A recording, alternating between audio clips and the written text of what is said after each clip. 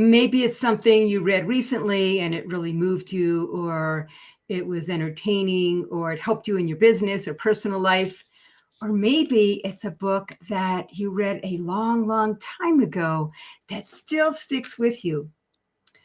Well, I was thinking that my favorite book of all time is this one, The Phantom Toll Booth. And oh my gosh, can you tell it's old? Look at this. It's just falling apart.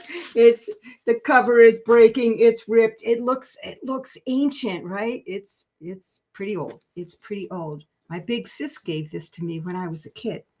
And it's amazing because it's a play on words. It's meant for kids. It's silly. It's quirky. It's entertaining. It's interesting. It's the illustrations are really made for kids. It's pretty basic, but it's also made for adults because it's quirky and entertaining.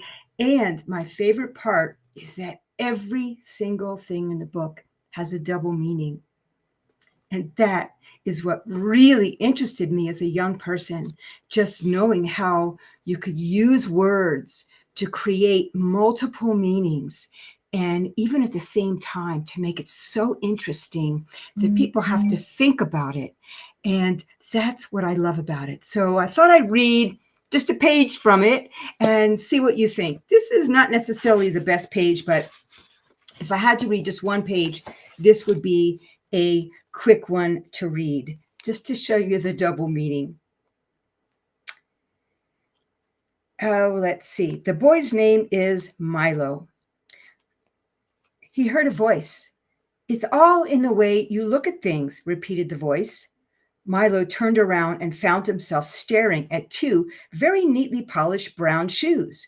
For standing directly in front of him, if you could use the word standing for anyone suspended in midair, was another boy about his age whose feet were easily 3 feet off the ground. "For instance," continued the boy, "if you happen to like deserts, you might not think the forest was beautiful at all." "Well, that's true." And then the boy said, "Well, if Christmas trees were people and people were Christmas trees, we'd all be chopped down, put up in the living room, and covered with tinsel. And then the trees would be the ones opening the presents." "What does that have to do with it?" asked Milo. "Nothing at all," he answered, "but it's an interesting possibility, don't you think?" Love that. "How do you manage to stand up there?" asked Milo. "I was about to ask you a similar question," asked the boy, "for you must be much older than me because you look like you're standing on the ground." "What do you mean?" Milo asked. "Well," said the boy, "in my family, everyone is born in the air, with his head at exactly the height it's going to be when he's an adult. And then we all grow towards the ground. When we're fully grown up, or as you can say, grown down, that's when our feet will reach the ground. Although some people in the family never reach the ground. I guess that's true for any family." He hopped a few steps in the air, skipped back to where he started, and then began again. "You certainly must be old." "Oh, no, in my family." "Oh, just read that."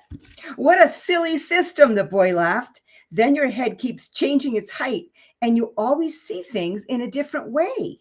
Why, when you're 15, things don't look the way they look. And then when you were 10, and at 20, things change again."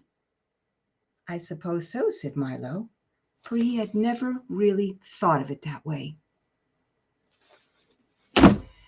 Anyway, there's so much where you have to think, and it's just they're big, broad concepts that are just so fascinating to put them in such a quirky, interesting way. The whole book is that way, and I just wanted to share that with you because a lot of people have never heard of The Phantom Toll Booth.